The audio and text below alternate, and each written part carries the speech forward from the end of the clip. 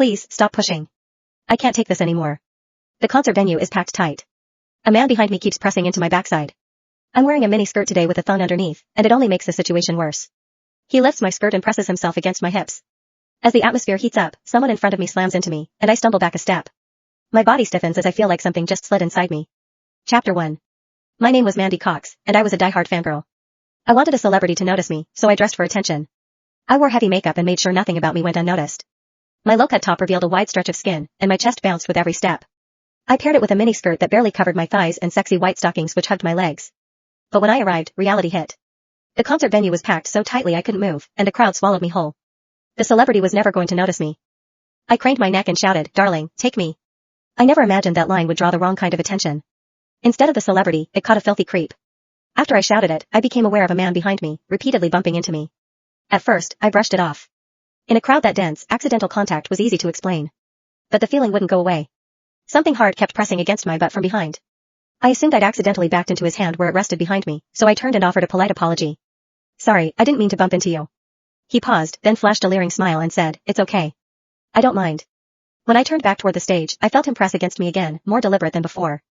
I kept my attention on the celebrity on stage and shut him out. The man became increasingly brazen, pulling up my skirt and pressing close against my backside. I had only a thong on underneath, which left my butt exposed. I felt his touch directly against my skin and assumed it was his finger. Only then did I realize something was wrong. The pressure was warm and solid in a way a finger could never be.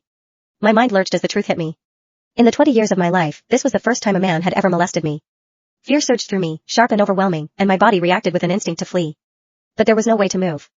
The concert floor was packed wall to wall, leaving me stuck where I stood. I drew myself tight, bracing as if tension alone could keep the fear out. As I did, my hips closed around the man's so-called finger, trapping it between my cheeks. An unfamiliar sensation followed, and warmth rose to my face. What confused me was that I didn't recoil from it. There was a muted comfort to it, and against my will, it sparked a faint sense of expectation. The man behind me seemed to take it as a signal. He moved in closer, repeating the motion until the intrusion was unmistakable. I had lived a sheltered life as a college student, and now I was being toyed with by a stranger while surrounded by people. Shame surged within me without warning. I felt the urge to sob, but my throat closed, and my voice deserted me. Worse still, the pressure forced my thong inward and sent a restless, prickling discomfort through my body that wouldn't fade. A quiet, involuntary sound escaped me, and the embarrassment followed instantly. I gathered myself and strained to suppress it, holding it down until my throat tightened. The blaring music and the screams around me drowned everything out. With every eye fixed on the stage, no one was aware of what was happening to me. At the same time, the intensity continued to rise, touching something deep inside me. I bit down on my lip as cold sweat traced my spine. My awareness was tipping back and forth between humiliation and a pleasure I couldn't bring myself to name. I knew I couldn't take it anymore if it continued. So, I turned sharply to face the man behind me.